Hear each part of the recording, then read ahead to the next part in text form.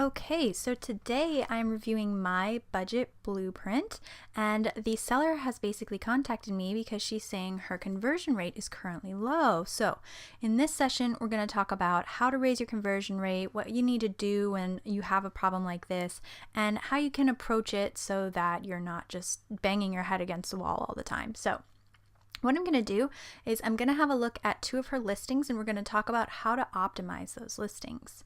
So in this particular case, the seller has told me that she's basically put her items on sale because she's noticing that the lower price converts better.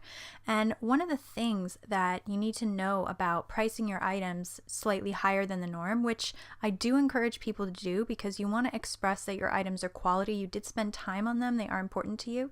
So I don't really like the Walmart model of lowest possible pricing because it's not sustainable, it's not making you money, and it's just a very difficult way to make a full-time income. So I do think pricing your items above the average is a good idea, especially when you spent a decent amount of time on them like the ones we're seeing here. So when you're seeing that your items are selling better at a lower price, oftentimes the fix is better images. When your images feel luxury and they feel really amazing and classy and high quality and just like you've had a professional photo shoot done, even if you haven't, that elevates the feel and the perceived price of your product so much.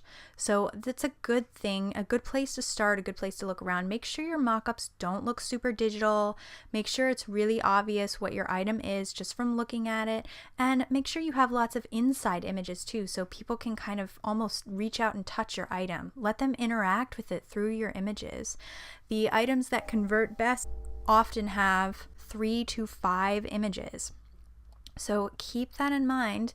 If you're finding that lowering your prices is working, you want to go ahead and elevate your images to match that of your prices. And when you search Etsy, if you're looking at your competition and you're seeing that their images are really amazing, you need to bring it to that level because this is a competitive space and we need to kind of take the bull by the horns and say, okay, I want to make this work, so I need to be competitive. And to do that, I'm going to have the best possible images that I can physically create or take or whatever it is that you are doing. So this particular item is actually a custom financial plan, which is a service. What I would say here is when you're offering a service, oftentimes your keywords can be very tricky.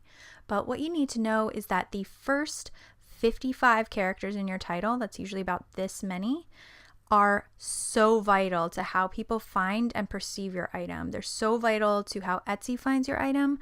So you really need to leverage these as much as you possibly can to describe your item as perfectly as you can. So every single one of these words, nothing needs to be wasted, no extra anything in here. Let's just keep it simple and straightforward. So what you want to do is have a look at the words that relate to your item.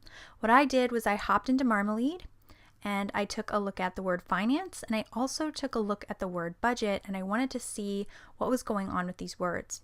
I noticed that they were ranking really beautifully, but I also noticed that a lot of these words could potentially apply to a service, but some of them could not apply to a service. So for example, monthly budget would apply well to a service, but something like printable planner would not. So this is something you need to watch for, and just keep it as literal as possible because a service is something people don't often search for on Etsy. So if you want them to find it, you want to try and keep it in a place where people are searching for those types of words. Now, when you're up against a wall like this and you have a particularly unusual product and you're not sure what to do with it, one of the easiest ways to figure out who you're competing against with this product and what they're selling and how you differ or how you could improve yours is to simply scroll down to the bottom of the page where your tags are and click some of your tags, and let's go ahead and view and see what other people are selling in these categories so we can see exactly who you're competing with and if your product fits into that niche.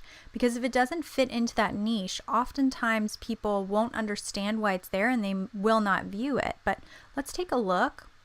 Under family finances, you can see that it's basically showing me all the popular methods. So when you look at this, you'll notice that this is mostly planners. There's no real services going on here, so this is a fairly unique product.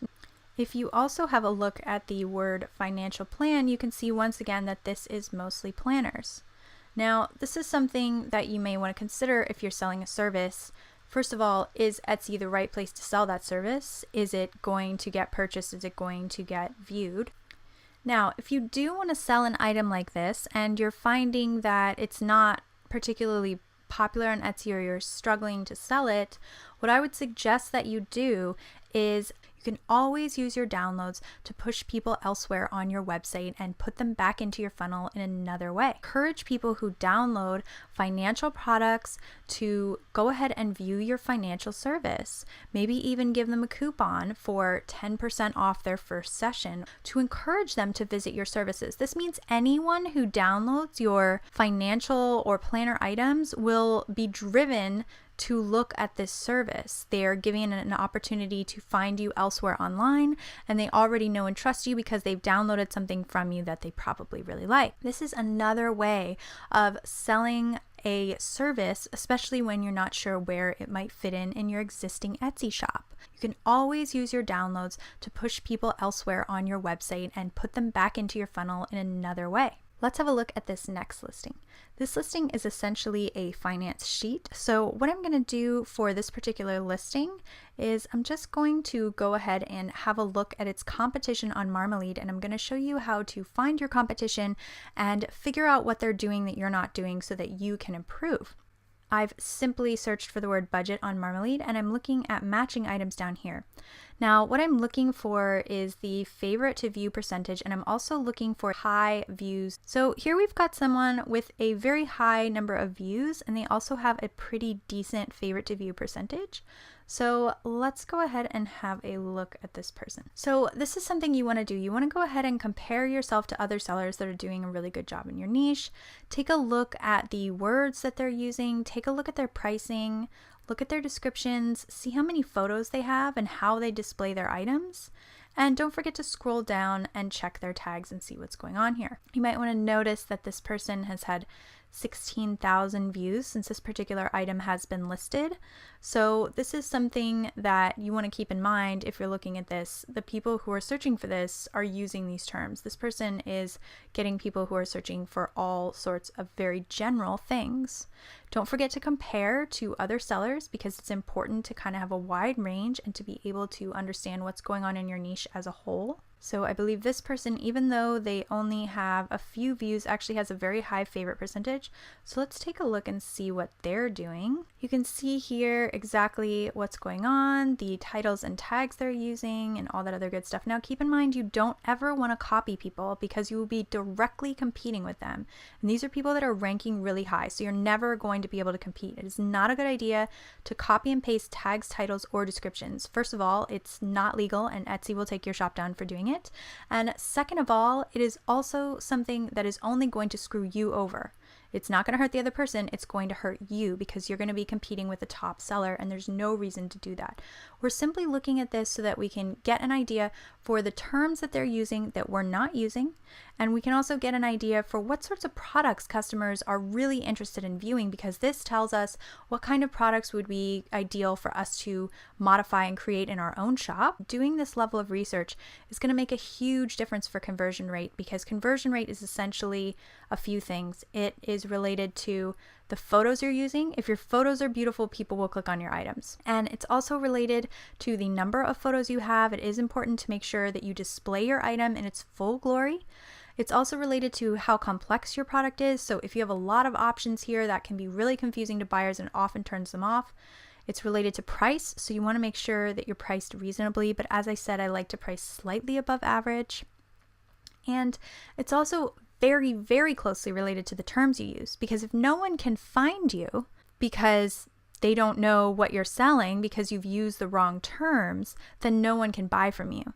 So it's really important to choose your terms and your tags and whatever you want to call it based on exactly what people are searching for. And in order to find that, sometimes you need to do a little digging, see what's going on in Marmalade, see what's going on with your competitors, see who you're competing against by clicking your own tags and figure out what they're doing and what you aren't doing that you could be doing. All of these things will substantially raise your conversion rate, but it's so important to do the work and get it done and try it out yourself. The majority of time when there's a conversion rate issue, it's usually a minor SEO issue. So that is usually the first thing that you should have a look at. See what's going on with your SEO, see if it can be improved, and see if you can create higher conversions by choosing different terms. The easiest way to test something like this is to simply take one of your items. Let's pretend that this was a big seller for her, and she should just take this item, copy it perfectly, like identical copy in Etsy, and then all she needs to do is change the cover photo, so swap it out with one of your inside photos or one of the new photos that you might create, and then just change the tags, titles, and descriptions. Just change it up based on changes you make using Marmalade. When you create a copy of the same thing and watch it over 30 days, if the copy does better, that means that SEO is going to do better for you all over your shop. So that tells you, okay, this new version of SEO is working better for me. If it doesn't work better, then you can still experiment on that second listing until you get it to the point where it's doing better. And that's how you experiment with SEO in a really easy, straightforward way. And it's how you figure out what works for your shop without having to change your entire shop around. So go ahead and start by copying a listing and trying all that good stuff out and seeing where it takes you. So for those of you who are wondering, I'm at My Budget Blueprint. I would love if you guys visit the seller, have a look, say hello, see what she's done with her shop, and thank you so much for watching. Bye.